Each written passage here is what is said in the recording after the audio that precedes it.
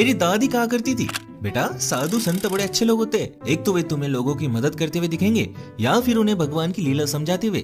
और अहंकार, साधु संतों में अहंकार नहीं होता बेटा, साधु संत बड़े विनम्र लोग होते। आई विश मेरी दादी आज जिंदा होती तो मैं उन्हें ये वीडियो दिखाता।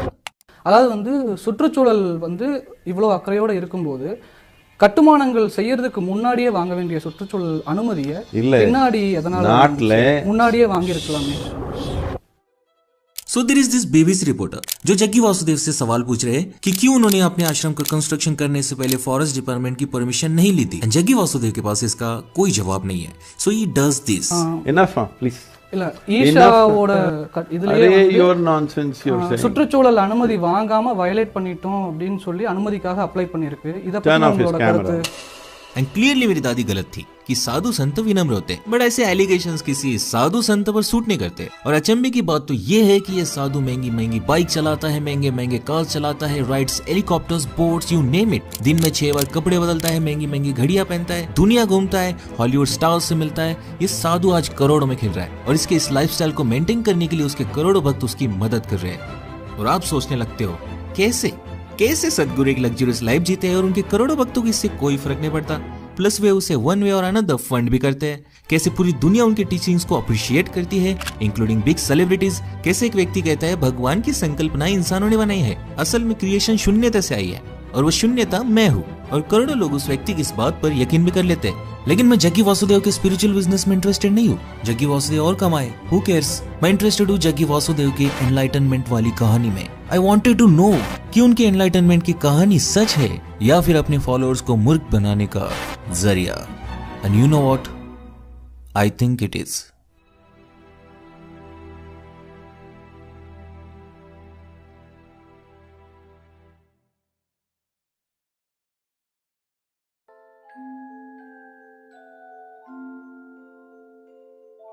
जग्गी जी अपनी किताब में लिखते हैं, एक दोपहर वे चामुंडील के एक पत्थर पर बैठे हुए थे। उनकी आंखें खुली थी, पर अचानक उनके साथ कुछ तो होने लगा। He says and I quote, मैं अपने पूरे जीवन काल में यही सोचता था कि मेरा मन और शरीर यानी मैं हूँ और दुनिया यानी जो बाहर है, लेकिन अचानक मैं जान नहीं पा रहा था कि क्या मैं हूँ और क्या मैं नहीं हूँ। जो सांस मेरे अंदर जा रही थी, जिस पत्थर पर मैं बैठा हुआ था, मेरे आसपास का माहौल, सब कुछ मेरे अंदर समा जा चुका था। जो मैं बन चुका था वो इतना बड़ा था कि वो हर जगह मौजूद था। टर्न्स आउट जग्गी वासुदेव को एनलाइटनमेंट मिल चुकी थी। उस घटना के बाद वही सिमिलर एक्सपीरियंसेस जग्गी वासुदेव के साथ फिर से होने लगी। जग्गी जी को तो पता नहीं था कि एक्सपीरियंसेस जो वे महसूस कर रहे हैं वे क्या है, लेकिन वे कहते हैं कि अब उन्हें परमानंद का सुख मिल रहा था। 7-7 घंटे गुजर जाते थे और उन्हें लगता था 2 ही मिनट गुजरे हैं। अगले 6 हफ्तों में यह अनुभव उनके जीवन की जीवित वास्तविकता बन गई, लिविंग रियलिटी। ये जो परमानंद वे अनुभव कर रहे थे, अब वे वही परमानंद सबको महसूस करवाना चाहते थे।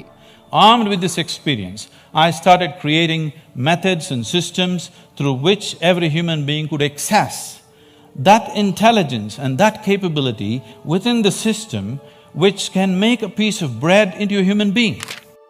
उन्होंने ऐसे मेथड्स इजाद किए जिनके माध्यम से वे लोगों को एनलाइट कर सके। उस मेथड का नाम था इनर इंजीनियरिंग और इस मेथड को दुनिया भर में पहुंचाने के लिए उन्होंने non profit organisation Isha Foundation की शुरुआत की।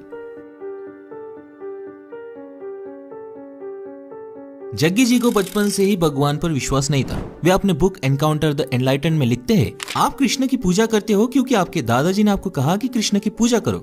ऐसी पूजा गलत है। अगर ऐसा व्यक्ति आपके समाज में रहने आ जाए तो आप उसे फांसी पर लटका दोगे क्योंकि आपकी माँ बहनें उसके साथ रास लीला करना चाहेगी और उधर क्या होगा आपको पता भी नहीं चलेगा।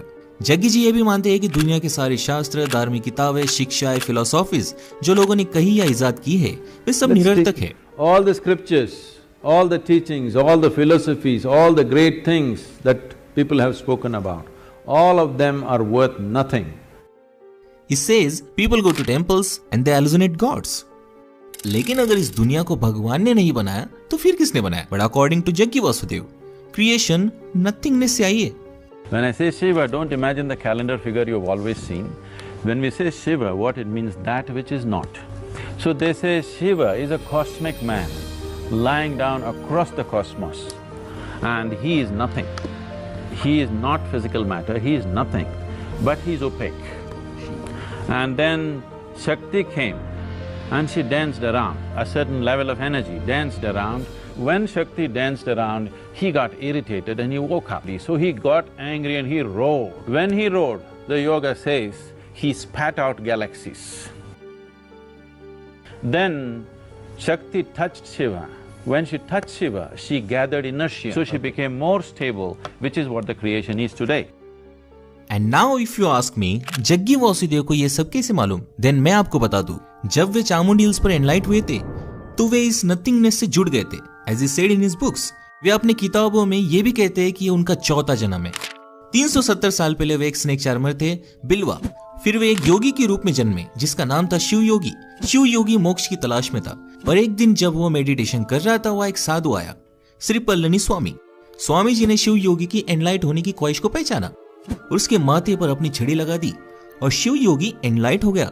लेकिन इसी के साथ शिव योगी एक ऐसे सपने का हिस्सा बन गया जो पिछले 15,000 सालों से पूरी नहीं हुई थी। Many thousand years ago, there was a yogi whose name was Sunira, and she took on an impossible project. He wants to build a living Shiva once again, a perfect teacher for the world. So he started building the energy body for that kind, and then he believed that he could build a physical body on top of that and let him loose in the world with a lifespan of a few hundred or thousand years, so that he will transform the whole world by the time his time is done. Sunira ने इस project पर अपनी पूरी जिंदगी काम किया, लेकिन वो असफल रहा और मर गया। लेकिन आने वाले कई सालों में कई महत्वाकांक्षी योगियों ने सुनीरा के इस अधूरे सपने को आगे ले जाना चाहा, लेकिन कोई भी ऐसी एनर्जी बॉडी बनाने में कामयाब नहीं हुआ और कई सदियां गुजर गई। वही सुनीरा के इस प्रोजेक्ट पर कई योगियों ने अनुमान लगाया कि इस एनर्जी बॉडी को इंसानी शरीर में बांधना असंभव है, तो उन योगियों ने ध्यान लिंगा में इस एनर्जी बॉडी को क्रिएट करने की कोशिश की, लेकिन कोई भी सफल नहीं हुआ, क्योंकि भविष्यवाणी लिखित थी। जग्गी वासुदेव के दूसरे जन्म शिव योगी को स्वयं आदि योगी ने एनलाइट किया था। This fabulous crafty man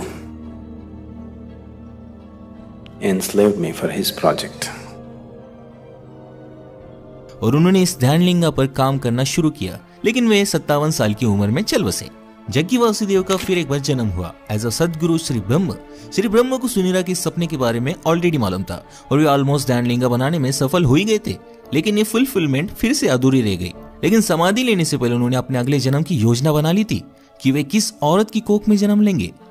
even जो अन्य 2 लोग उन्हें इस कार्य में मदद करने वाले थे, वे भी किन औरतों की कोख में जन्म लेंगे, वे भी जाने से पहले वे नियोजित करके गए थे। और सदगुरु श्री ब्रह्म जी की योजना सही साबित हुई और जग्गी वासुदेव का जन्म हुआ, और 2 अन्य लोग जो उन्हें इस कार्य में मदद करने वाले थे, उनका भी नियोजित कोख में जन्म हुआ। एक थी जग्गी वासुदेव की शिष्या, जो पिछले जन्म में श्री ब्रह्म जी की शिष्या थी, भारती, और दूसरी थी विजय कुमारी एके विज्जी, जो स्वयं जग्गी वासुदेव जी की बीवी थी। अब तीनों ने इस 15,000 साल पुराने कठिन कार्यों को अपने हाथों में लिया। तीनों त्रिकोण आकार बना लेते थे, जिसका एक ही लक्ष्य था कि तीनों की लाइफ एनर्जी से ध्यानलिंगा की 7 ऊर्जा चक्रों को एक्टिवेट किया जाए और आखिरकार ध्यानलिंगा पवित्र हो जाए। लेकिन नियति ने फिर एक बार इस कार्य में बाधा डाल दी, और जब ध्यानलिंगा अभिषेक की 95% प्रक्रिया हो चुकी थी और केवल ही के हफ्ते में ध्यानलिंगा एक्टिवेट हो जाता, विजय यानी जग्गी वासुदेव जी की बीवी की डेथ हो गई, जो केवल 31 साल की थी।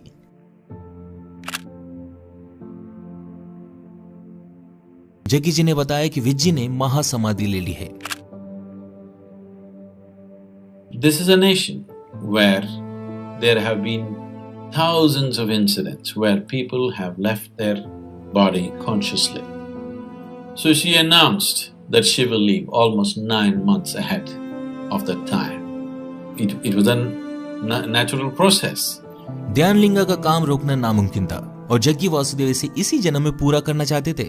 उन्होंने अपना और विज्जी का दोनों का रोल एक साथ निभाना शुरू कर दिया, लेकिन इस कारण उनके शरीर पर बहुत भार आने लगा और वे बेहद बीमार गिरने लगे। In about 8 months, maximum of 8 months, I aged about 25 years during the consecration process. Certain period of consecration, About 8 months' time, people just saw me like I am aging, like so extremely fast. I became, from a very vibrant young person, I just became an old person, absolutely. Totally weak and shaky. In 8 months' time, my hair braid. लेकिन उन्होंने हार नहीं मानी और 3.5 सालों बाद and to be exactly 24 जून 1999 को ध्यानलिंगा, जिसमें स्वयं शिवा की एनर्जी है, वो हम सब के लाभ के लिए तैयार हुआ।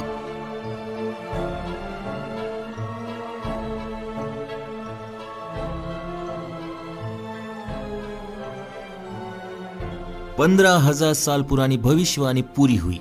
जी हाँ, इस जगत गुरु को बनाने का सपना देखने वाले सुनीरा ने यह भविष्यवाणी पहले ही कर दी थी कि हजारों सालों बाद एक योगी आएगा जो इस सपने को पूरा करेगा।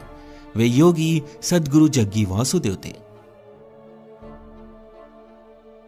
लेकिन एक साथ 2 लोगों का कार्य अपने ऊपर लेने के बाद उनके शरीर को अनेक रोगों ने घेर लिया था और वैसे भी उन्होंने ध्यानलिंगा बनने के बाद 42 साल की उम्र में अपना शरीर छोड़ देने का निर्धार भी कर लिया था। In 8 months' time, my hair grayed completely, my whole body changed, everything happened. Everybody knew anyway I'm going to die shortly. They knew, because I had told them, I had prepared them for this, I told, this is how much I'm going to live, beyond that it will not be there. लेकिन उनसे प्रेम करने वाले उनके शिष्य including Bharti ने सदगुरु के दाहिने पैर में एक तांबे का पायल चढ़ा दिया, एक अलौकिक धागे के साथ, जो मॉडर्न भाषा में कहूँ तो एक वाईफाई की तरह काम करता है, जो एनर्जीज की लेन देन करता है। सदगुरु के शिष्यों की एनर्जीज सदगुरु के शरीर में इस तांबे के पायल के कारण आती है, जिसने उन्हें आज तक जिंदा रखा है। अगर वे ये तांबे का पायल निकाल दे तो वे मर जाएंगे। This is in many ways keeps me alive, physically alive. Jaggi Vasudev हमेशा से ही सदगुरु थे, बल्कि अपने पिछले के पिछले जन्म शिव योगी के रूप में हुए थे। जब श्री पल्लनी स्वामी जी ने उनके माथे पर छड़ी लगा दी थी, चामुंडी हिल्स पर केवल उन्हें याद आया था कि वे सदगुरु है, वे इस व्याप्त नथिंगनेस से जुड़े हुए हैं और वे उसका हिस्सा है। द मोमेंट उनके माथे पर वो छड़ी लगी, वे सर्वज्ञानी बन गए। क्रिएशन से लेकर big bang theory, planetary motion, Darwin theory of evolution, human psychology, the science, history, technology, mathematics, philosophy, religion, black magic, everything you can imagine of. सदगुरु जग्गी वासुदेव को हर चीज का ज्ञान मिल चुका था। He knows everything. When it comes to life, it doesn't matter what you say, what you think, what you do, what I say will happen. When it comes to life, fundamental life. So I am an authoritarian because I don't listen to anybody. If God comes, I will not listen to him because I know better than him. This sounds absolutely egoistic, stupid, Mike Tyson-like.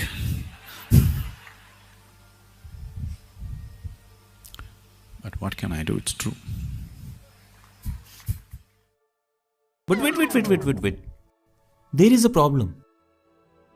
Jaggi जी ने तो कहा था उनके wife विज्जी ने महासमाधि ले ली थी, लेकिन विज्जी के पिता के अनुसार तो विज्जी का मर्डर हुआ था और वो मर्डर सदगुरु जग्गी वासुदेव ने किया था।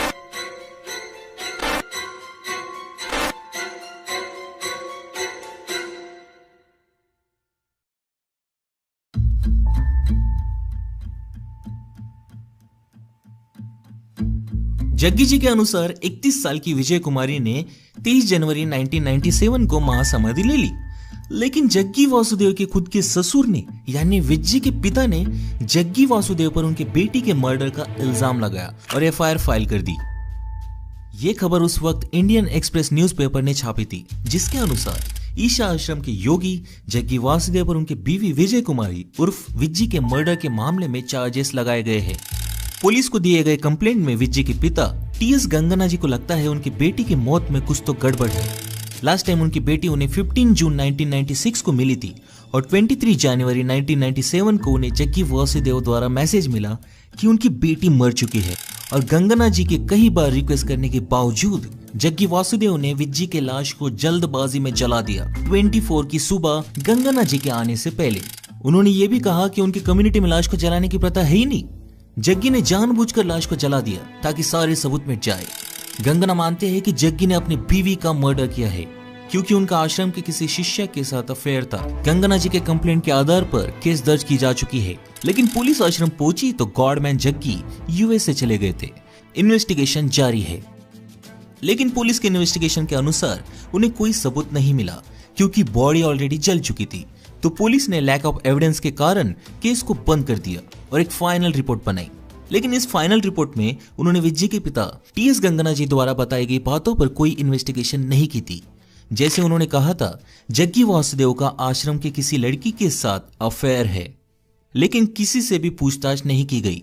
इवन जो लोग वहां समाधि एवं अंतिम संस्कार के वक्त मौजूद थे, उनसे भी कोई पूछताछ नहीं की गई। बट थिंक अबाउट इट, आप इन सारी बातों के बारे में लॉजिकली सोचो, क्यों जग्गी वासुदेव ने विजय के पिता और उसके 2 बहनों के आने का इंतजार नहीं किया, जबकि उन्होंने जग्गी जी से बार बार रिक्वेस्ट की थी कि उनके आने तक विजय का अंतिम संस्कार ना किया जाए। विजय के पिता के अनुसार उनकी कम्युनिटी में लाश को दफनाया जाता है, पर जग्गी जी ने लाश को जलाया। और ये तो सबको पता है कि समाधि लिए हुए व्यक्ति को गहरे गड्ढे में दफनाया जाता है। फिर बॉडी को जलाया क्यों गया और अंतिम संस्कार सुबह 4 से 5 बजे के बीच में क्यों की गई थी? इतनी क्या जल्दी थी? और जब उन्होंने साफ कहा है अपनी किताब में कि विजय की समाधि के बाद उन्हें 2 लोगों की एनर्जी खुद क्रिएट करनी पड़ी थी और इसी कारण वे भयानक पीड़ा से गुजर रहे थे। उन्हें तो बोलना तक नहीं आता था, लेकिन जब पुलिस तहकीकात करने आती है वे तभी यूएस से लेक्चर देने कैसे चले जाते हैं। जग्गी जी अपनी किताब में लिखते हैं कि विजय यानी उनकी बीवी ने उन्हें समाधि के 9 महीने पहले ही समाधि लेने की इच्छा जाहिर की थी। फिर विजय ने 1 महीने पहले ही कैसे समाधि ले ली? वो 1 हफ्ता रुक भी सकती थी क्योंकि ध्यान लिंगा बनने में 1 हफ्ता ही बचा था। और विजय अगर समाधि लेने वाली थी तो उसने अपने माँ बाप बहनों को क्यों नहीं बताया था कि वो समाधि लेने वाली है, जबकि वो उन्हें मिलने भी गई थी। जग्गी वासुदेव अपने बुक मिस्टिक्स म्यूजिक में खुद लिखते हैं कि विजय अकम्प्लिश्ड यानी कुशल योगी नहीं थी, मतलब उन्होंने कभी पतंजलि योगा सूत्र भी नहीं पढ़े होंगे। अब जो मोक्ष पाने के लिए महान साधु 50-50 साल साधना मेडिटेट करते हैं, वो एक साधारण बैंक एम्प्लॉय कैसे पा लेती है? जग्गी वासुदेव इवन ये भी कहते हैं कि विजय ने जग्गी को कभी अपना गुरु माना ही नहीं और ना ही उन्हें जग्गी की ये लाइफस्टाइल पसंद थी। वो तो ध्यान लिंगा का हिस्सा भी नहीं बनना चाहती थी। विजय को इवन जग्गी जी और भारती की बढ़ते हुए नजदीकियों से दिक्कत भी थी। अब जो औरत एक साधारण जीवन व्यतीत करना चाहती थी, जिसके अपने पति के अन्य शिष्यों से बढ़ रहे नजदीकियों से दिक्कत हो रही थी, जिसकी बेटी केवल 7 साल की थी, वो समाधि क्यों लेगी वाला? These are just doubts I had in Sadhguru story of Vijay's death. हम उन पर कोई एलिगेशंस नहीं लगा रहे, वो हमारा काम है ही नहीं। उन्हीं की किताब में लिखा गया है कि ध्यानलिंगा अभिषेक की प्रक्रिया विजय की उपस्थिति में खत्म हो जाती, लेकिन जग्गी जी की शिष्या भारती को अपने बच्चे के एनुअल फंक्शन में जाना था। कितनी मूर्खता वाली बात है ये। क्या भारती को मालूम नहीं था कि ये ध्यानलिंगा कितना बड़ा प्रोजेक्ट है, उसकी इंटेंसिटी क्या है, कि ये 15,000 साल पुरानी प्रोफेसी है? कई योगी इसमें असफल हो गए। जग्गी वासुदेव को 4 जन्म लेने पड़े। खुद भारती का ये दूसरा जन्म था। उसका जन्म ही ये कार्य पूरा करने के लिए हुआ था और वो अपने बच्चे के स्कूल फंक्शन में चली गई थी। रियली आई वंडर, 15,000 साल पुरानी प्रोफेसी, जग्गी जी के 4 जन्म, और उनके पास ऑप्शन था कि वे स्पेशल लोगों को स्पेशल कोक में पैदा कर सकते हैं। देन उन्होंने 2 मामूली लड़कियों को क्यों चुना इतने बड़े कार्य के लिए? इतने बड़े कार्य के लिए तो किसी अकम्प्लिश्ड योगी को चुनना चाहिए था। ये सारी कहानियां, ये सारे फैक्ट्स किसी दंत कथा जैसे नहीं लगती जो किसी 6 साल के बच्चे ने लिखी हो। जग्गी जी ने खुद कहा है कि ध्यानलिंगा के अभिषेक प्रक्रिया के बाद वे बीमार गिर गए थे और उन्होंने अपने एंकल बोन को खुद अपनी शक्तियों से ठीक किया था। इवन अपना अस्थमा भी 1 घंटे में ठीक कर दिया था। In a field hockey game, I fractured my left ankle. I was in excruciating pain, and by then I had also become a chronic asthmatic, and I had a very severe bout of asthma. I sat down with my eyes closed for about little more than an hour. When I came out, my asthma left me, never to come back again. And above all, my fractured leg was perfectly okay in little more than an hour's time. लेकिन इस interview में वे ये कहते हैं, So 3 years ago, it so happened, I was playing soccer with the kids and I tore my left knee. Then the only damn game I can play is golf.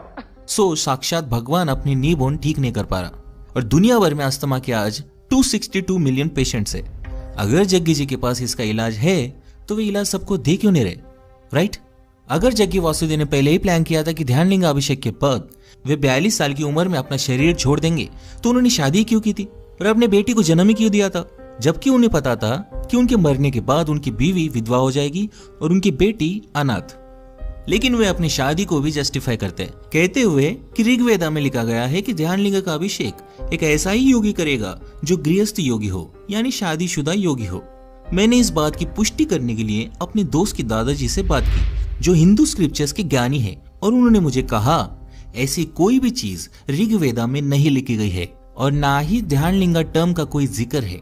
उन्होंने मुझे बताया कि सुनीरा नाम की योगी का ना योगिक कल्चर में, ना धर्म ग्रंथों में, ना उपनिषदों में और ना ही वेदों में कोई जिक्र है।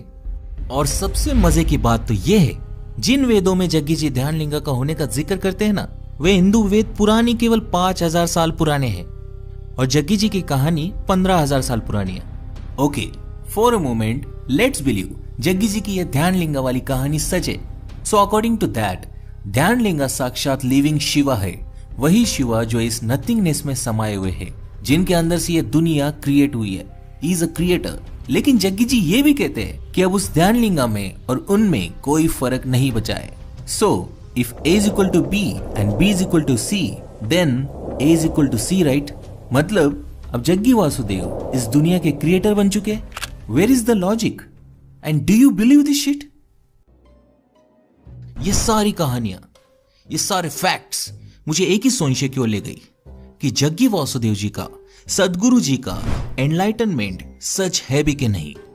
और जब मैंने उनका इतिहास खंगाला तो मुझे सब समझ गया। जग्गी जी की वो कहानी याद है जब वे पिछले जन्म में शिव योगी थे। उनके गुरु श्री पल्लनी स्वामी जी ने उनके माथे पर छड़ी लगा दी थी और वे एनलाइट हो गए थे। बस इस कहानी में एक ही झूठ है, वो गुरु श्री पल्लनी स्वामी जी नहीं बल्कि भगवान श्री रजनीश जी थे, Osho.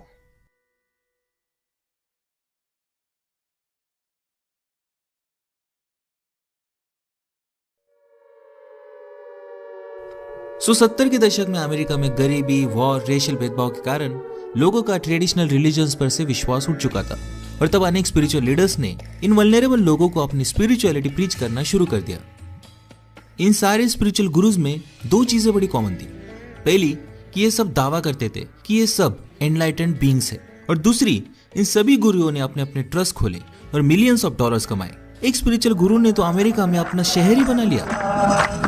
In the northern part of Oregon, there used to be a little town called Antelope. Yesterday, the voters in Antelope decided to change the town's name to Rajneesh.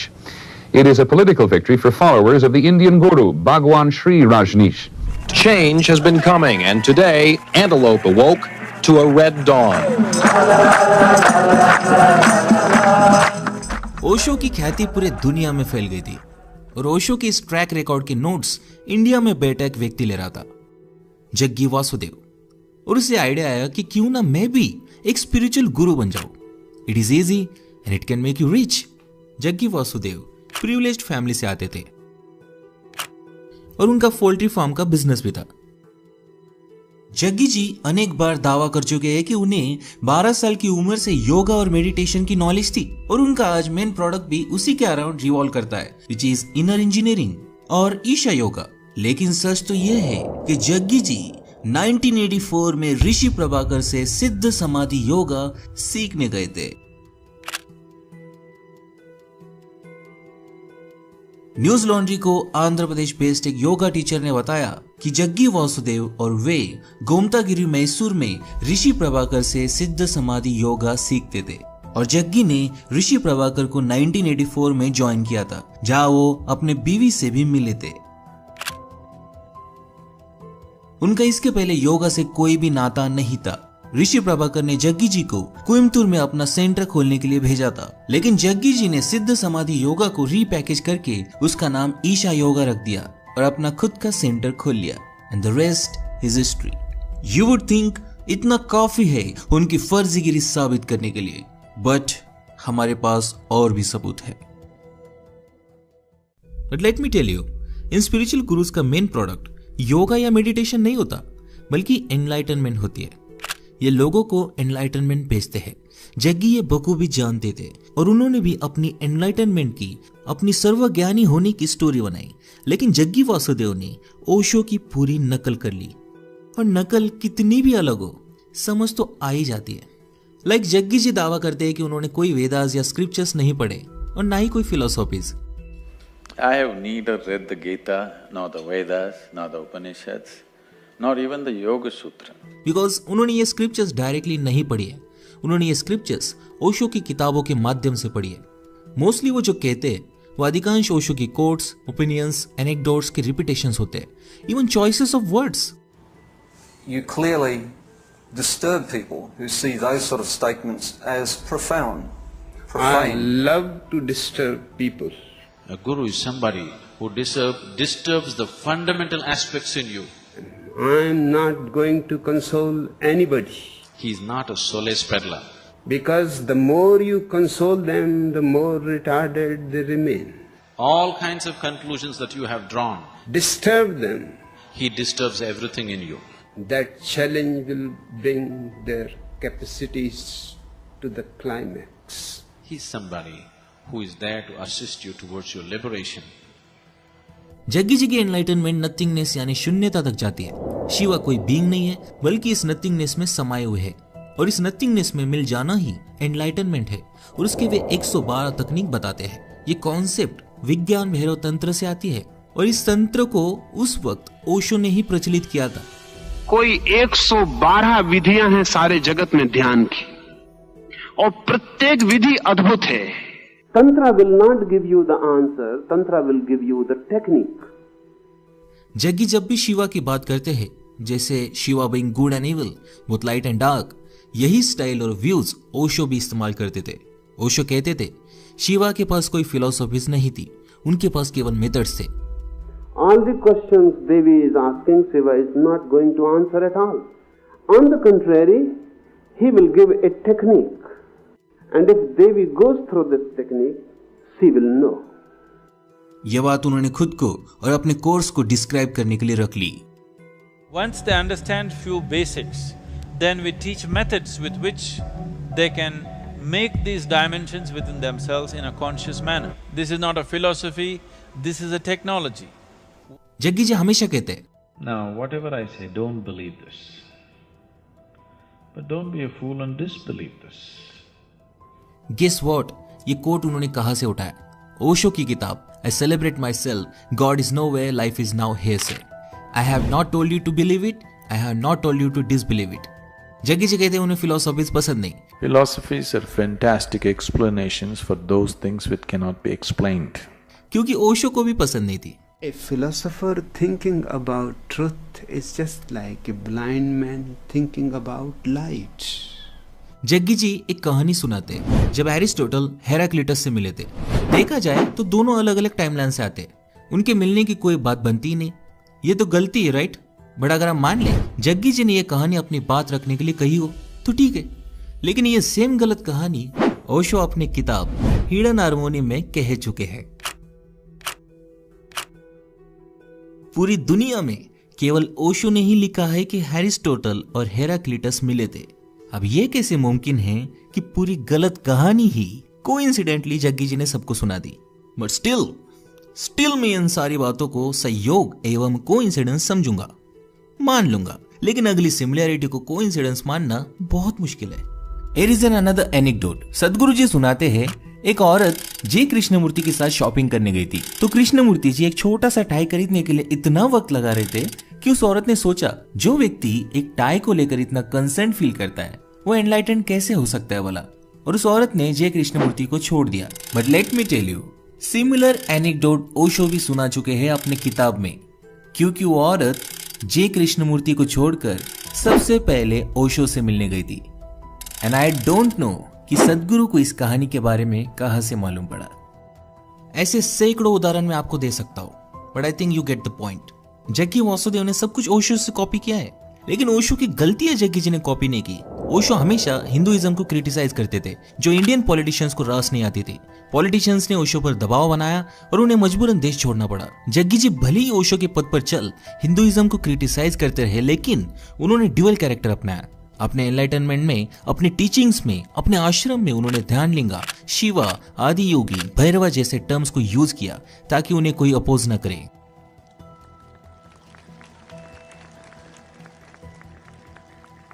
अब हालांकि स्पिरिचुअलिटी और रिलीजन का कोई नाता नहीं होता, लेकिन जग्गी वासुदेव ने साइंस, हिंदुइज्म और स्पिरिचुअलिटी इन तीनों का मिश्रण बनाया है अपनी एनलाइटनमेंट की कहानी बनाने के लिए। बिकॉज जग्गी जी जानते हैं कि इस देश में अपना स्पिरिचुअल बिजनेस चलाना है तो इन बाबाओं की तकनीकी इस्तेमाल करना आवश्यक है। बस सत्य साई बाबा हाथ की सफाई से चमत्कार दिखाते थे और जग्गी वासुदेव कोबरा का जहर पीकर चमत्कार दिखाते हैं।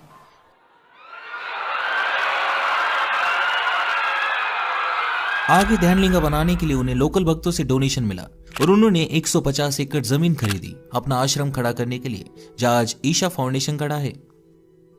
इन न्यू ओशो के डाउनफॉल में पॉलिटिशियंस का बड़ा हाथ रहा, तो उन्होंने पॉलिटिशियंस के साथ अच्छे संबंध बनाने के लिए न्यूट्रल इनिशिएटिव्स को इन हैंड लिया।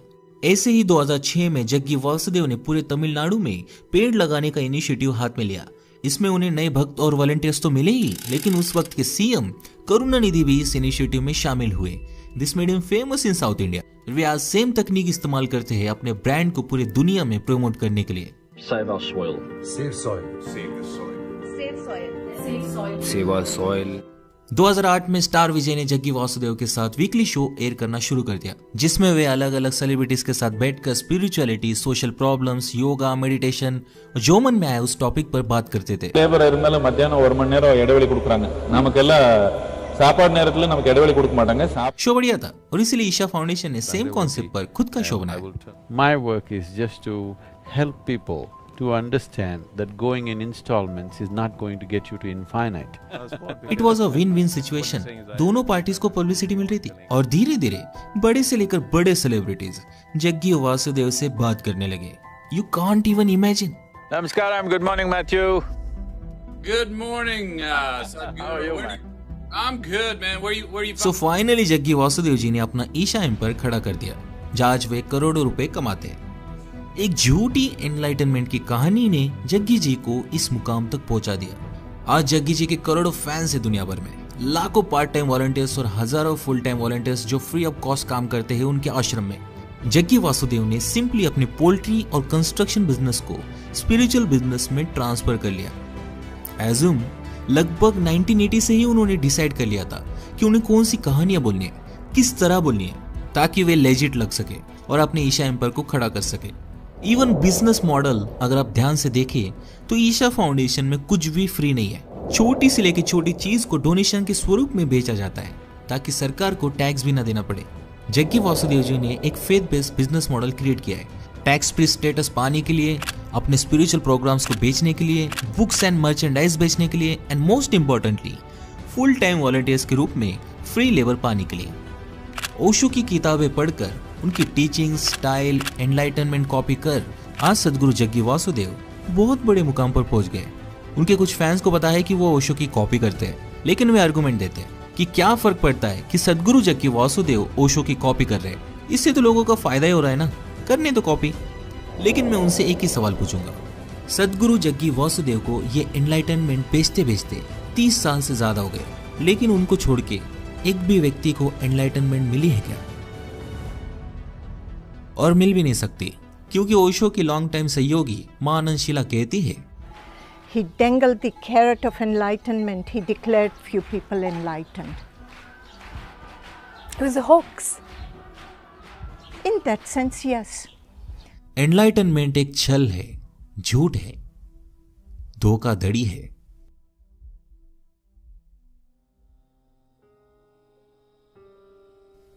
टू बी ऑनेस्ट, लोगों को ब्रेन वॉश करना बहुत आसान होता है, इतिहास गवाह है। बस आपके पास ऐसी कहानी होनी चाहिए जिससे आप गलीबल वल्नरेबल लोगों को बेच सके। और क्या फर्क पड़ता है वो कहानी सेकंड हैंड ही क्यों ना हो, राइट? एंड मुझे कोई दिक्कत नहीं है कि लोग अपने आप को जग्गी वासुदेव के पास सरेंडर कर रहे हैं।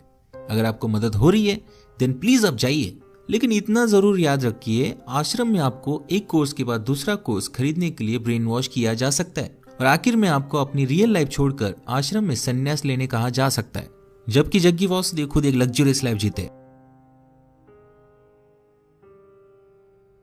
और उनकी बेटी शादीशुदा है। आज कई पेरेंट्स अपने बेटे बेटियों को पाने के लिए मदद की गुहार लगा रहे हैं। Marriage and divorce, and then another one marriage, you know, and then take some jewels, Isha yoga, Isha yoga, Isha yoga, and he settled child. लेकिन उनकी कोई नहीं सुन रहा, उनके बच्चे ब्रेन वॉश हो चुके हैं। Namaskaram, I'm Mayu from Isha Yoga Center. Mamati. This is regarding the allegation that our parents have given that we are staying here against our wishes and we've been forced to stay here. I would like to clarify that I'm here out of my own wish and my interest. I'm here because this is the only thing that would give me fulfillment and happiness. And I chose this out of my own will and nobody has forced me or compelled me to stay here. मुझे कोई दिक्कत नहीं कि लोग Isha foundation में जाकर महंगे महंगे कोर्सेज खरीदते, आश्रम में वक्त बिताते, लेकिन तकलीफ तो गरीब को हो रही है ना। मुझे कोई दिक्कत नहीं कि यूथ जग्गी वासुदेव को पसंद करती है, लेकिन जग्गी वासुदेव का विजडम आपको मूर्ख बना सकता है। That I'm sure. If a woman delivers a male child, the quality of the milk that she produces is in a certain way.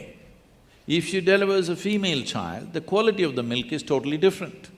If she delivers twins, one male and one female, one breast will ooze certain type of milk, another breast will ooze another kind of milk.